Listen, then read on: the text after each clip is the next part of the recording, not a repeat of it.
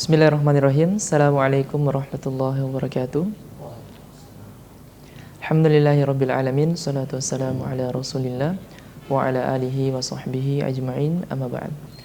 Pemirsa Mata TV dimanapun Anda berada, senang sekali rasanya kembali kami hadir di hadapan Anda sekalian dalam program Belajar Islam, dan kami hadir dalam segmen Fikih Muamalah yang akan membahas tema-tema yang menarik dalam hubungan interaksi sosial kita sesama muslim maupun sesama non-muslim yang lainnya. Tema kita menarik yang akan kita angkat pada kesempatan kali ini, jika seandainya pada pertemuan-pertemuan sebelumnya tetap akan biasanya kita membahas tentang larangan atau pada hukum-hukum yang Allah batasi kepada kita tentang bagaimana kita berinteraksi dengan sesama manusia di lingkungan sekitar kita. Namun pada tema kita pada kali ini sangat menarik tentunya, yaitu perintah berbuat adil dengan muamalah. Sangat menarik tentunya dan untuk bisa kita simak bersama. Dan pada kesempatan kali ini pula telah hadir bersama saya di studio narasumber kita akan memberikan pengajaran kepada kita sekalian berkenan dengan tema-tema yang menarik yang kita angkat di setiap segmennya, yaitu Ustaz Dr. Rahmat Abdurrahman LCMA, dan kita sapa dulu beliau. Assalamualaikum Ustaz. Waalaikumsalam. Gimana kabar Ustaz? Khair, alhamdulillah. Baik Ustaz, ini tema kita sangat menarik ini Ustaz, tentang masalah perintah berbuat adil dalam muamalah. Bisa mungkin dijelaskan bagaimana halnya ini Ustaz? Bismillah, alhamdulillah, wassalatu wassalamu ala Rasulillah wa ala alihi wa sahbihi wa man ihtada bihudah, amma ba'd. Keadilan itu adalah memperlakukan segala sesuatu sesuai dengan batasnya, ya.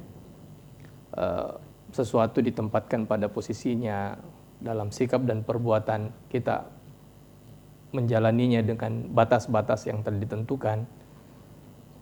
Itulah perbuatan adil, ya, itulah berbuat adil itu. Batasnya yang dimaksud adalah yang diturunkan oleh Allah Subhanahu wa taala. Sebab secara umum kita memahami dan kita mengetahui serta meyakini bahwa kebaikan dan keburukan itu batasnya adalah yang ada di dalam agama yang diturunkan oleh Allah Subhanahu wa taala. Segala yang Allah Subhanahu wa taala sampaikan sebagai kebaikan, itulah kebaikan. Dan itulah batasnya.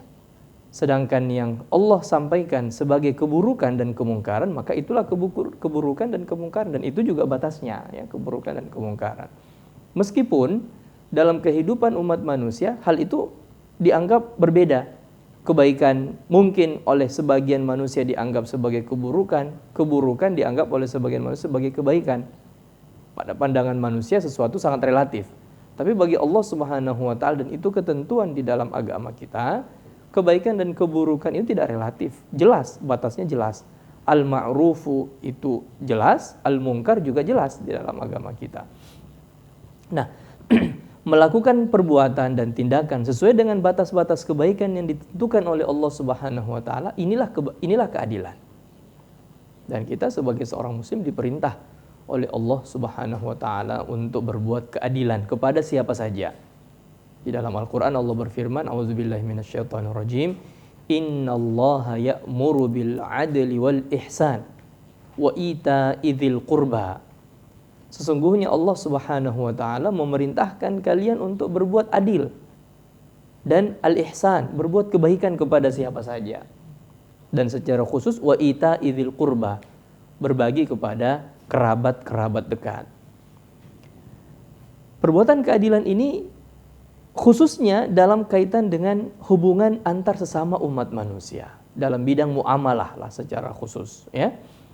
Nah, kalau kita merujuk kembali kepada contoh yang disampaikan dan ditampilkan oleh Rasulullah Sallallahu Alaihi Wasallam, maka kita dapatkan bagaimana keadilan itu dijalankan dengan baik. Nabi SAW bertetangga dengan seorang Yahudi yang kita semua mengetahui kisahnya. Mungkin ya, kita sudah mengetahui kisahnya, seorang Yahudi yang setiap saat menyakiti Nabi SAW. Menyakiti dengan ucapan lah, menyakiti dengan perbuatan lah. Tetapi Rasulullah SAW tidak membalas hal itu, tidak juga melakukan hal yang sama dengan berbuat zalim juga, ya, kepada orang tersebut. Tetapi Nabi berupaya untuk menjaga sikap, menjaga diri supaya ya biarlah yang berbuat salah orang tersebut. Nah, sampai pada satu ketika orang itu jatuh sakit.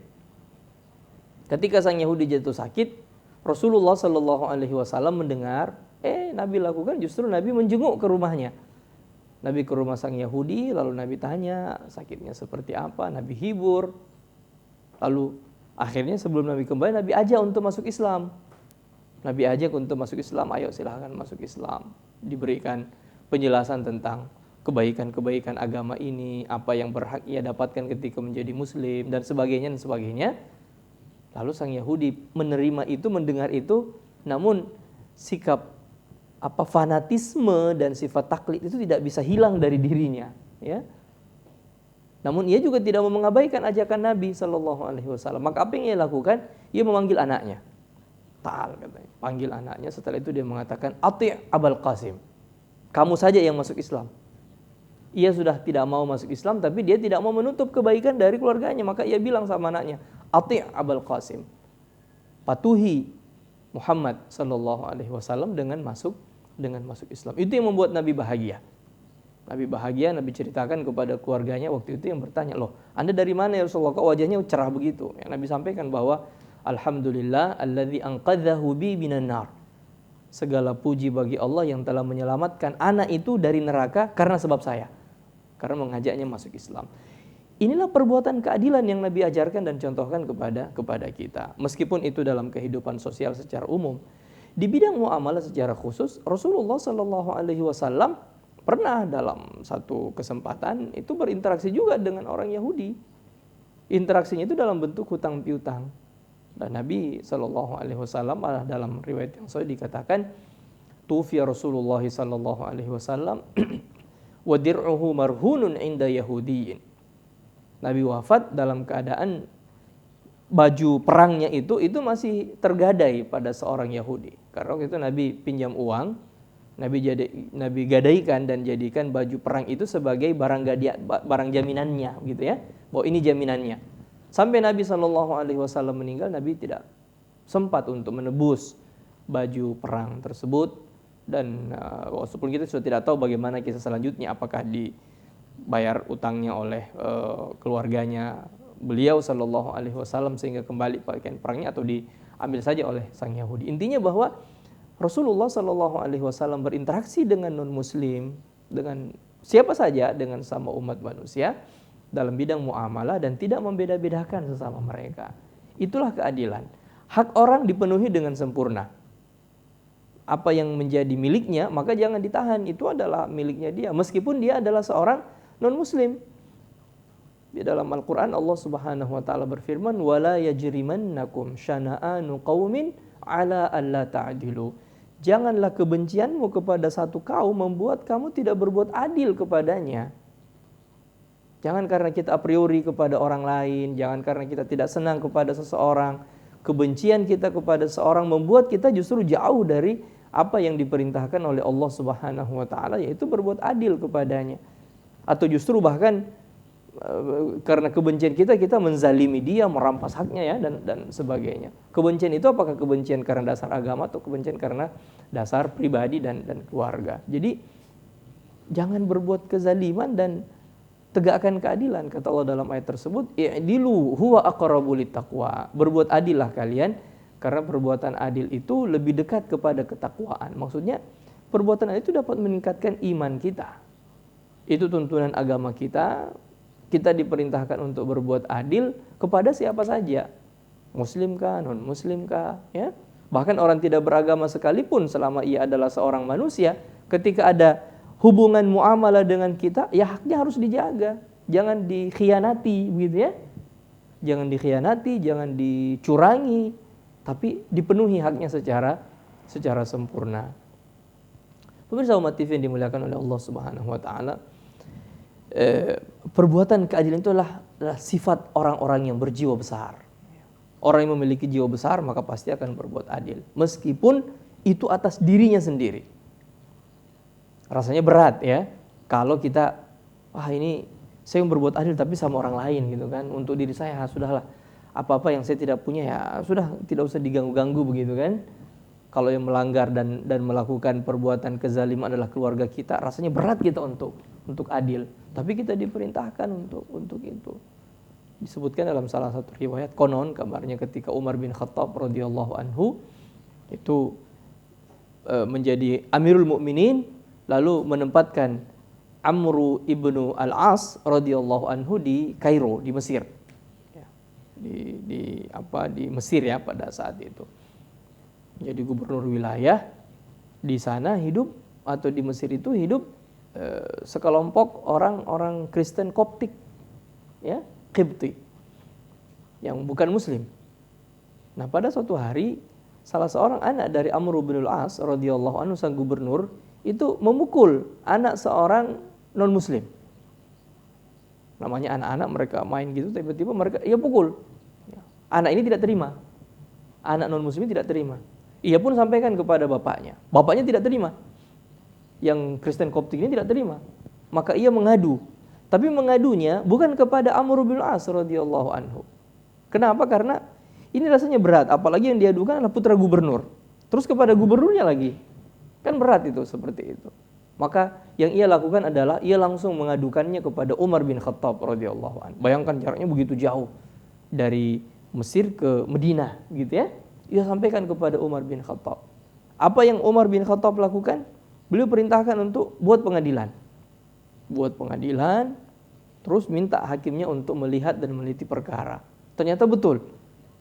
Perbuatan orang Muslim atau putra dari Amr bin As ini radhiyallahu anhu adalah perbuatan kezaliman karena memukul anak orang lain tanpa alasan yang benar, gitu ya, dan bukan sedang bermain-main. Maka apa putusannya? Putusannya adalah qisas. Anak sang gubernur atau putra dari gubernur itu harus dibalas dengan tindakan yang sama, dengan dipukul juga. Nah, ini satu bentuk perlakuan yang ya bagi kita seorang muslim dan kaum muslimin tentu merasa bahwa ini bagian dari agama kita, gitu ya. Meskipun untuk melakukannya juga tidak mudah. Apalagi di bidang muamalah.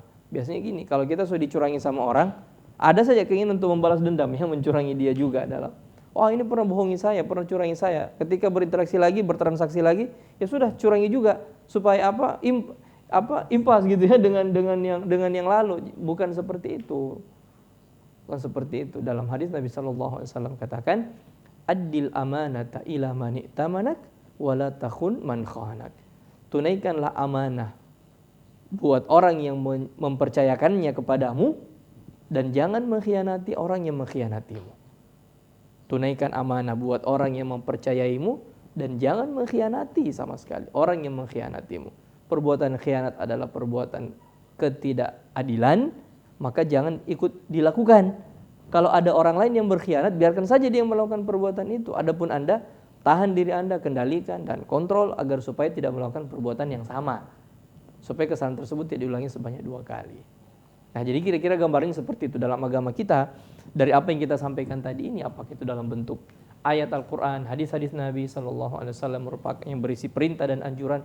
Ya kita juga sebagai seorang manusia tentu merasa bahwa alangkah enaknya diperlakukan dengan penuh keadilan, gitu ya, oleh siapapun dari sekalangan sama umat manusia. Wallahu a'lam. Baik, saat ini tentang tema kita sangat menarik, masalah perintah berbuat adil dalam muamalah. Dan kepada pemirsa Mati TV dimanapun Anda berada, dan jangan beranjak dulu dari layar kaca Anda, karena kami akan lanjutkan dengan pertanyaan-pertanyaan yang menarik yang akan menambah takwa kita menambah ilmu kita di kehidupan dunia ini. Jangan kemana-mana, karena kami akan kembali setelah jeda pariwara berikut ini.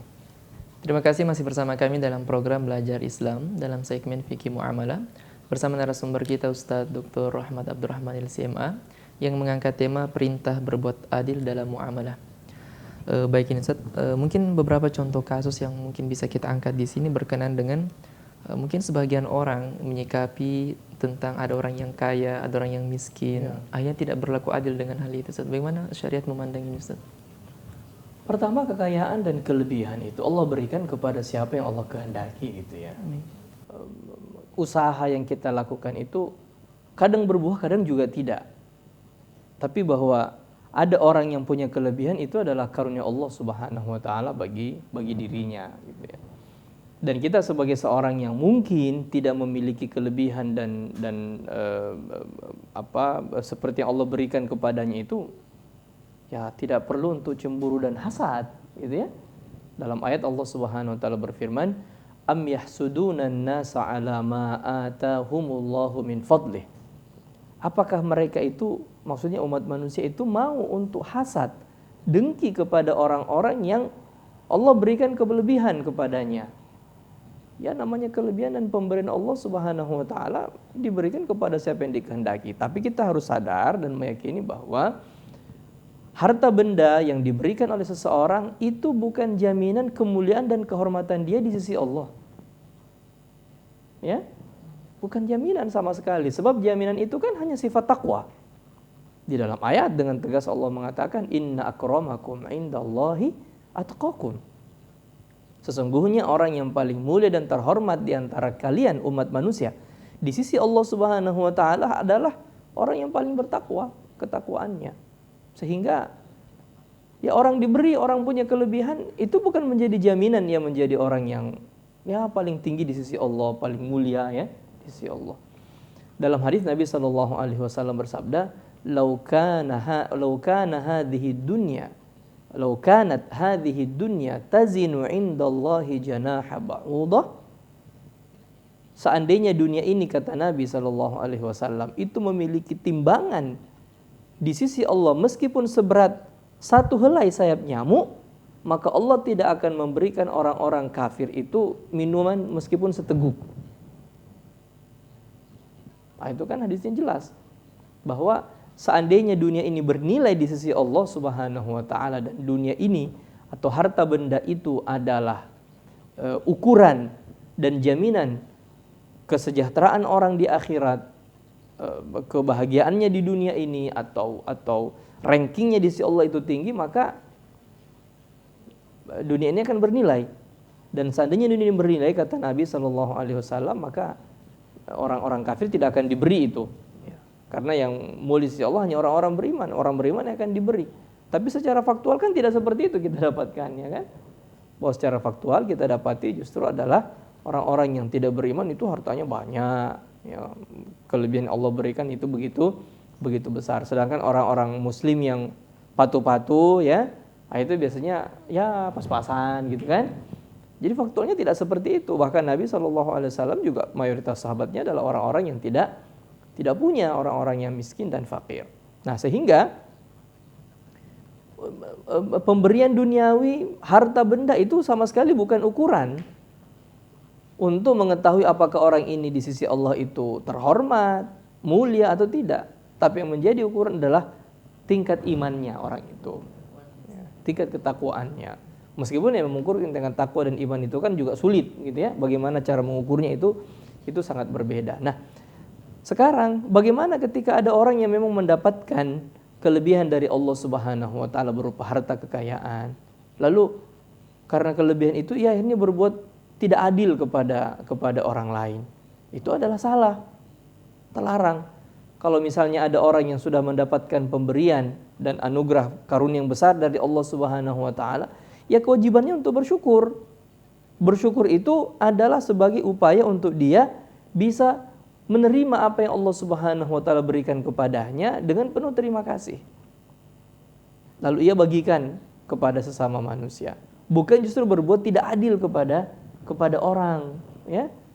Dan memang perbuatan tidak adil itu biasanya muncul dari orang-orang yang karena ada kelebihan, ya. Ada kelebihan. Biasanya seperti itu. Tapi ya tidak menutup kemungkinan bahwa perbuatan kezaliman juga bisa muncul dari orang-orang yang tidak punya, gitu ya. Sehingga ya memang betul-betul yang menjadi standar dan ukuran adalah keimanan dan ketakwaan seseorang. Nah, sebagaimana tidak boleh hasad kepada orang yang memiliki harta benda lebih, maka juga tidak boleh orang yang memiliki kekayaan itu berbuat tidak adil kepada orang yang tidak punya, gitu ya. Justru selayaknya untuk dia bagikan dan dia berikan juga kepada orang lain agar supaya berkah itu betul-betul dirasakan oleh seluruh umat manusia. Jadi kedua-duanya juga tidak boleh.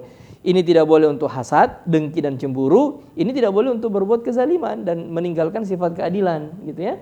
Berbuat adil kepada orang-orang yang tidak memiliki harta atau orang fakir, orang miskin dengan membayar zakat. Itu adalah haknya. Karena keadilan kan tadi sudah kita sampaikan, menunaikan hak orang, sampaikan hak orang karena itu adalah haknya dia dan jangan dirampas, ya, jangan dimiliki dengan alasan yang tidak benar. Jadi kedua-duanya. Ya. Ini tidak boleh hasad, ini tidak boleh sombong. Tidak boleh sombong dan tidak boleh berbuat kezaliman. Wallahu a'lam. Baik, masih tema kita ini Ustaz, masalah perintah berbuat adil dalam muamalah. Iya. Terkadang kita dalam bermuamalah dalam kehidupan kita sehari-hari Ustaz, terkadang orang tua kita atau bahkan diri kita sendiri melakukan kesalahan dalam muamalah itu. Terkadang kita tidak adil dalam menyikapi itu Ustaz. Bagaimana dengan Betul. ini, Ustaz? Dan itulah yang berat ya. Iya, Itu yang berat. Kalau orang lain berbuat salah, mudah ya gitu kan, mudah untuk kita vonis ya. Tapi kalau diri kita yang berbuat salah, sifat objektif itu memang sulit gitu ya. Tapi sulit bukan berarti mustahil. Dan Nabi sudah mengajarkan kepada kita hal itu. Di dalam Al-Quran kita sudah membaca beberapa ayat yang berisi teguran kepada Nabi. Ya kan? Teguran misalnya lebih sangat tegas dalam surat Tahrim. Ya ayyuhan nabiyyu lima tuharrimu ma ahallallahu laka tabtaghi mardata azwajik. Wahai Nabi, kenapa sih engkau mau mengharamkan apa yang Allah halalkan bagimu hanya untuk mencari keridhaan istrimu? Itu ditegur itu. Nabi ditegur oleh Allah Subhanahu wa taala. Dalam surah Anfal Nabi ditegur, "Ma kana linabiyyin ay yakuna lahu asra hatta yuthkhina fil ard." Tidak pantas. Bayangkan bahasanya kayak gitu. Tidak pantas seorang nabi itu punya tawanan yang ia bebaskan begitu saja sampai ia punya kekuatan di atas muka bumi ini. Teguran kepada Nabi karena membebaskan tawanan perang Badar tanpa tebusan dan tidak diapa-apai gitu loh. Akhirnya Nabi ditegur sama Allah Subhanahu wa taala. Tidak boleh kayak begitu, harusnya kamu harus punya kekuatan dulu, diakui dan disegani dulu oleh orang lain baru bisa berbuat seperti itu. Itu ditegur. Nah, Rasulullah SAW itu ditegur langsung oleh Allah dalam Al-Quran. Tapi Nabi tidak sembunyikan ayat itu. Iya kan? Nabi jujur, Nabi objektif, Nabi adil. Nabi sampaikan ayat itu untuk dibaca oleh orang. Meskipun itu berkaitan dengan diri beliau yang ditegur oleh Allah. Iya kan? Makanya pada salah satu pandangan Aisyah radhiyallahu anha pernah bilang begini. Nabi SAW bukan orang yang berkhianat. Nabi bukan pengkhianat. Seandainya kata Aisyah radhiyallahu anha Nabi mau berkhianat, Nabi sudah sembunyikan ayat-ayat yang tadi kayak menegur-negur itu. Iya kan? Karena berkaitan dengan pribadi beliau. Tapi ternyata Nabi sampaikan juga. Itulah sifat objektivitas, sifat keadilan, dan itu sekali lagi hanya dimiliki oleh orang-orang yang memang memiliki jiwa besar. Umar bin Khattab radhiyallahu anhu ditegur dalam salah satu riwayat sejarah ya. Meskipun ada perbedaan pandangan di antara ulama kita, yang mengatakan riwayat sejarah itu benar, ada yang mengatakan tidak. Tapi terlepas dari semua itu, dalam riwayat tersebut disampaikan Umar bin Khattab radhiyallahu anhu pernah di hadapan seluruh rakyatnya, masyarakatnya, itu langsung menetapkan bahwa mahar pernikahan tidak boleh lebih dari sekian. Nah, Umar berhak membatasi mahar, merasa bahwa berhak membatasi mahar pernikahan. Umar mengatakan mahar pernikahan tidak boleh lebih dari sekian. Mengapa? Sebab Nabi SAW tidak pernah memberi mahar kepada istrinya lebih dari itu. Umar sudah sampaikan, tiba-tiba datang seorang nenek tua, ibu tua, nenek. Datang ke depan mengatakan, "Wahai Umar, kamu itu salah." Kenapa salahnya? Kamu hendak membatasi mahar yang merupakan hak kami, kaum perempuan. Mahar pernikahan itu kan haknya kaum perempuan. Anda hendak membatasi hak kami. Sedangkan Allah dalam Al-Quran sudah mengatakan bahwa mahar itu tidak ada batasnya. Sebanyak-banyaknya. Wa qad ataitum ihdahunna qintara. Bagaimana kamu hendak menceraikan istrimu atau menukar istrimu dengan yang lain, padahal kamu sudah memberikan istrimu itu harta yang banyak, sangat banyak. Diungkapkan kata qintar. Qintar itu maksudnya sangat banyak. Nah, kata sang nenek, Allah saja tidak batasi. Itu hak kami. Mas Anda mau batasi? Tanya kepada Umar bin Khattab radhiyallahu anhu. Maka dengan serta-merta Umar langsung mengatakan, asabatil mar'atu wa akhta Umar. Asabatil mar'ah wa akhta Umar. Perempuan ini yang benar, saya yang salah. Saya yang salah. Nah, itu sikap kesatria yang seperti itu, orang yang berjiwa besar karena memang mau mengakui kesalahan ya. Jadi Rasulullah SAW mengajarkan kita memang untuk objektif sampai terhadap diri kita sendiri, berbuat adil sampai terhadap diri kita sendiri atau terhadap keluarga kita, Salah satu kesempatan Nabi Shallallahu Alaihi Wasallam memvonis seorang perempuan yang waktu itu kedapatan mencuri, terbukti mencuri, padahal ibu ini adalah seorang pembesar suku, gitu ya, salah seorang terhormat di sukunya, di kabilahnya. Tapi terbukti bahwa mencuri. Vonisnya Nabi putuskan adalah potong tangan. Potong tangan karena sudah tercapai semuanya, gitu ya. Bukti juga sudah kuat, maka potong tangan. Nah, orang-orang dari kampung ini atau dari kabilah dan suku ini itu merasa keberatan. Mereka mengatakan, waduh, ini kalau bangsawan kami yang dipotong tangannya, tentu yang malu adalah kita semua, gitu kan, suku dan kabilahnya, kaumnya. Tapi mereka juga tidak berani langsung berhadapan dengan Nabi Shallallahu Alaihi Wasallam dan menyampaikan minta keringanan itu. Mereka tidak berani. Apa yang mereka tempuh? Mereka jumpai salah seorang sahabat yang mereka tahu adalah sangat dicintai oleh Nabi, yang bernama Usama bin Zaid radhiyallahu anhu. Datang ke sana, bujuk, katanya, wahai Usama, tolong mintalah ya keringan dari, masa sih harus potong tangan? Ibu ini adalah pembesar kami, bangsawan kami, nanti kami mau bilang apa? Bangsawan kami, oh potong tangannya hilang sepotong, kenapa? Oh dipotong karena mencuri misalnya, itu kan tentu rasa malunya untuk kami. Nah, Usama mengatakan, baik, saya akan sampaikan sama Nabi. Berangkatlah Usama menjumpai Rasulullah Sallallahu Alaihi Wasallam. Sampaikan apa yang kaum sang ibu itu minta, ya, supaya minta hukumnya diringankan, jangan potong tangan lah, ya, karena membuat malu orang. Oh, mendengar itu Nabi bukannya malah mengabulkan, Nabi marah. Nabi kumpulkan sahabat yang ada, Nabi ceramah, Nabi pidato di hadapan mereka. Nabi mengatakan, innama ahlaka man kana qablakum, yang membinasakan orang-orang sebelum kalian itu adalah apabila ada bangsawan mereka yang melanggar hukum, mereka biarkan. Tapi kalau yang melanggar hukum itu adalah orang-orang bawah, orang-orang miskin, orang-orang marginal, ya, maka mereka cepat-cepat tegakkan hukum. Ini adalah ketidakadilan. Kalau yang melanggar itu adalah orang kaya, melanggar hukum itu adalah pejabat, melanggar hukum itu adalah orang-orang penanggung jawab atau seorang yang tokoh, maka diabaikan, gitu ya. Seakan-akan tutup mata saja, nggak mau dengar gitu.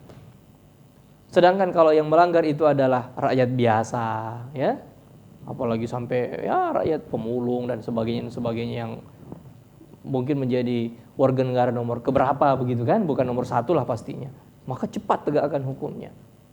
Kata Nabi Shallallahu Alaihi Wasallam yang maknanya adalah inilah sebab kehancuran orang-orang terdahulu tuh kayak gini. Mereka tidak adil dalam menetapkan hukum. Maka Nabi beri jaminan.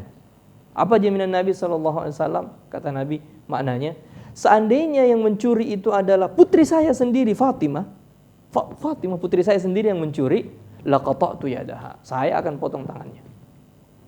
Saya langsung akan potong tangannya. Itu keadilan. Kebetulan juga perempuan yang mencuri itu dari suku tersebut namanya Fatimah juga. Namanya juga Fatimah. Maka Nabi tegaskan, Nabi berikan jaminan itu, jaminan keadilan, ya. Jangankan ibu itu yang bernama Fatimah yang mencuri, yang saya sudah vonis hukum potong tangan. Seandainya putri saya yang mencuri, saya akan potong, saya sendiri yang potong. Wah, itu kan ketegasan, dan itulah yang dibutuhkan dari seorang pemimpin menjadi teladan. Berbuat adil, perbuatan adil itu bukan hanya untuk orang lain, tapi untuk diri sendiri, gitu ya.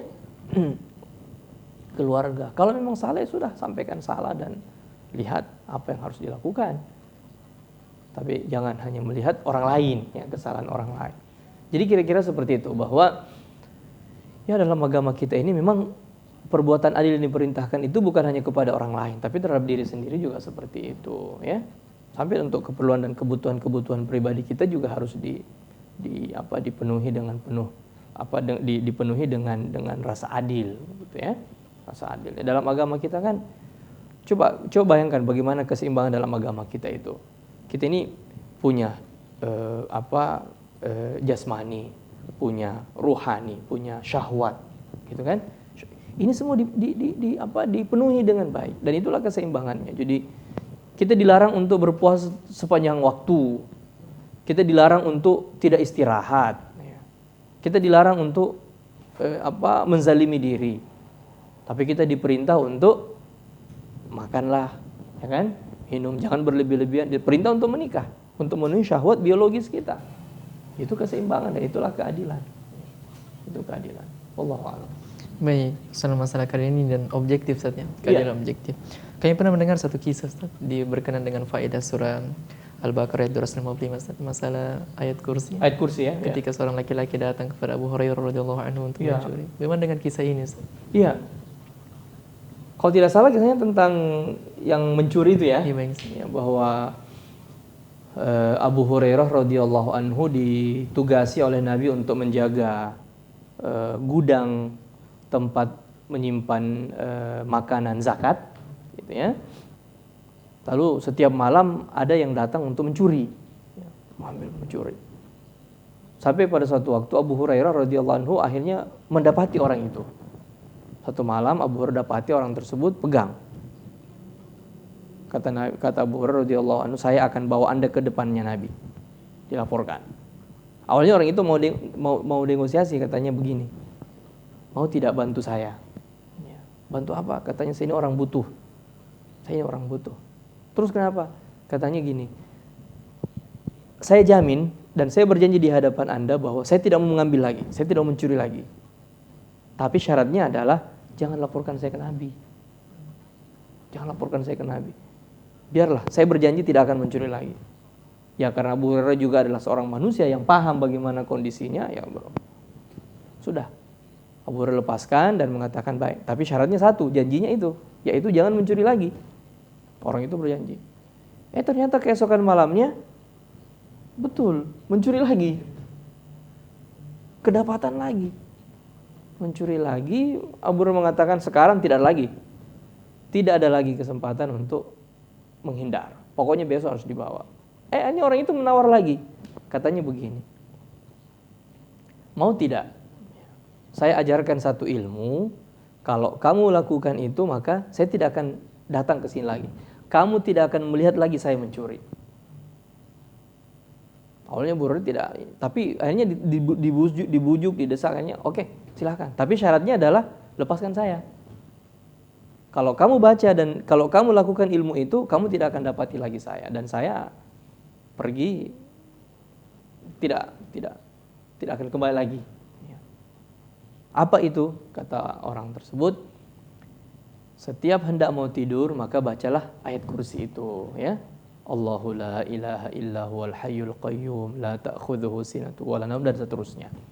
Baca ayat kursi itu, baca ayat ini sebelum tidur, kamu tidak akan menemui saya lagi. Saya tidak akan datang lagi. Deal, sepakat, akhirnya orang itu dilepas. Keesokan harinya, ternyata Nabi tahu kejadian itu. Nabi dapat wahyu. Maka Nabi langsung tanya kepada Abu Hurairah, ma fa'ala asirukal bariha? Tawananmu semalam itu bikin apa? Kenapa dilepas? Sambil Nabi senyum-senyum seperti itu. Abu Hurairah kaget. Ini Nabi tahu. Nabi tahu. Nah, Abu Hurairah pun ceritakan, betul ya Rasulullah, saya lepas karena dia mengajarkan saya ilmu. Apa jawaban Nabi SAW? Ala sadaqaka, ala waqad sadaqaka wa huwa kadzub. Dia sudah jujur mengajarkan kepadamu ilmu tersebut, ayat kursi itu, walaupun dia adalah makhluk yang paling pendusta. Maka Nabi sampaikan ternyata itu adalah iblis yang menjelma menjadi manusia dan mengajarkan ayat kursi kepada Abu Hurairah setiap mau tidur supaya tidak bertemu dengan iblis. Dan Nabi benarkan hal itu. Nabi benarkan bahwa Nabi katakan itu adalah ilmunya. Dan ya bukan berarti bahwa itu hanya langsung diambil dari iblis ya. Karena Nabi juga memang sudah sampaikan. Nabi sudah sering sampaikan bahwa itu adalah salah satu sunnah. Maka Nabi setujui diambil oleh Abu Hurairah radhiyallahu anhu. Itulah sifat objektif itu. Tapi bukan berarti bahwa kalau gitu ya sudah, kita sehari-hari belajar sama iblis saja gitu. Bukan itu maksudnya. Maksudnya adalah bahwa kalau ada orang yang selama ini track recordnya dia adalah orang yang tidak baik, mengajari kepada kita kebaikan, jangan karena ia adalah orang yang track recordnya tidak baik lalu kita tolak kebenaran tersebut. Bukan, jangan begitu. Kebenaran, kebaikan tetap akan menjadi mutiara siapapun yang pegang atau dimanapun ia berada. Mutiara itu tetap menjadi mutiara meskipun dicomberan. Di comberan yang hitam sekalipun kalau ada mutiara, mutiara juga gitu kan. Apalagi kok dipakai oleh orang-orang terhormat. Oh itu lebih bagus lagi. Jadi yang namanya kebenaran, kebaikan dimanapun berada itu adalah milik orang-orang yang mau ya, menerima dan mengambilnya. Dan bukan berarti bahwa orang yang mengajarkan kepada kita kebaikan selama ini itu tidak pernah berbuat salah. Itu juga salah. Itu juga keliru. Karena tidak ada seorang manusia pun yang luput dari kesalahan. Namun sekali lagi bukan berarti bahwa kalau gitu kita belajar sama orang salah saja ya. Cari-cari kebaikannya di mana. Bukan itu maksudnya. Tapi bersikap objektif. Dan itulah perintah keadilan di dalam agama kita. Wallahu a'lam. Baik, menarik sekali tema kita pada kesempatan kali ini, yaitu perintah berbuat adil dalam muamalah. Mungkin ada satu kasus lagi nih Ustaz yang cukup menarik untuk bisa kita bahas, masalah menyikapi seorang rakyat, seorang pemimpin menyikapi seorang rakyat yang minoritas begitu Ustaz. Seorang pemimpin yang muslim, kemudian ada non muslim di situ. Bagaimana halnya dengan hal ini Ustaz? Seorang muslim yang menjadi pemimpin dituntut untuk mengayomi semua. Tentu dengan syarat-syarat ya, bahwa seorang non muslim juga tinggal di wilayah Islam itu ada syarat-syaratnya ya. Jizyahnya seperti apa, kemudian apa yang harus ia jaga dan sebagainya. Kalau ia sudah memenuhi itu, maka tanggung jawab dan kewajiban pemerintah untuk menjaganya. Dan tidak boleh untuk diganggu. Dalam hadits Nabi mengancam, siapa yang membunuh seorang kafir di wilayah Islam yang sudah menunaikan haknya, menunaikan kewajibannya, maka akan menjadi musuhnya Nabi nanti di akhirat. Kira-kira maknanya seperti itu. Jadi kewajiban seorang pemimpin muslim untuk mengayomi semuanya, memperlakukan dengan adil. Coba tadi contoh dari Umar bin Khattab radhiyallahu anhu kita angkat itu ya. Itu kan sangat menarik, itu sangat luar biasa. Kristen Koptik di Mesir aman ketika Umar berkuasa. Pada zaman Khulafa Rasyidin, orang-orang non muslim, orang-orang kafir hidup aman, mereka tidak merasa terancam, apalagi oleh pemerintah, sama sekali tidak ya. Mereka bahkan tidak ditekan dan tidak dipaksa untuk pindah agama. Meskipun mereka harus menunaikan kewajiban.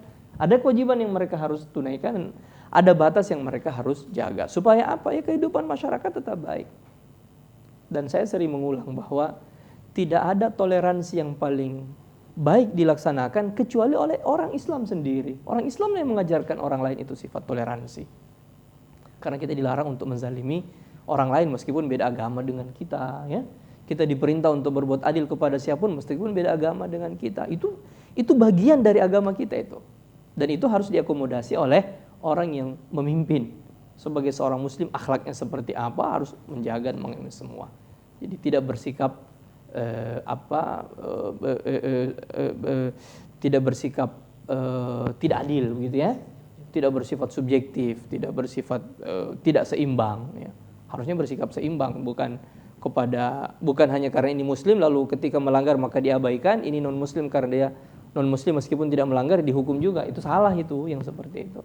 Dan itu bukan bagian dari politik Islam. Allahu a'lam. Baik, pemirsa MATV dimanapun Anda berada, pertanyaan yang mengakhiri dari perjumpaan kita pada kesempatan kali ini. Keindahan sebuah Islam salah satu wujudnya adalah objektivitas atau bersikap adil kepada setiap orang yang ada di sekeliling kita. Kepada narasumber kita kami ucapkan jazakallahu khairan atas ilmunya yang disampaikan.